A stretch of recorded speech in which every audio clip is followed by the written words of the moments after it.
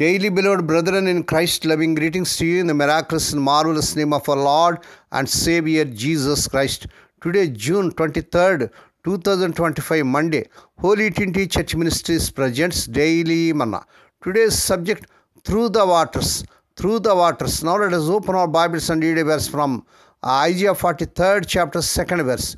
When you pass through the waters, I will be with you. May God add His blessings through the reading of His precious word. Dear children of God, saints of God, the people of Judah were wounded and desperate, facing enemies and feeling helpless. Israel had been overtaken by Syria, and Isaiah prophesied that one day Judah would also be overcome by an enemy, Babylonia.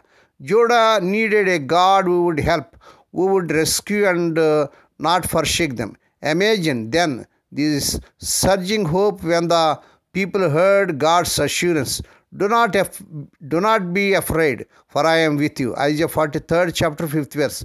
Whatever calamity they faced or trouble they would endure, He would be with them. He would pass through the waters with them, leading them to safety. Verse 2nd. He would walk through the fire with them, helping them through the scorching flames. Verse 2nd. Throughout Scripture, God promises to be with His people, to care for us, guide us, and abandon us, whether in life or death. Even when you find yourself in difficult places, God is with you. He will help you pass through the waters. What deep waters are you facing, dear child of God? How does God's promise to pass through them with you strengthen your heart today?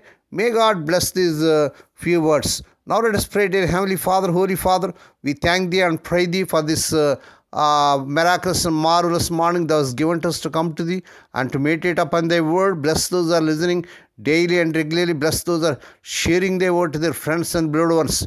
Not only to hear, help them, Lord, to walk worthy according to the word of God. Lord, we pray for those who are celebrating their wedding anniversaries and birthdays today, Lord.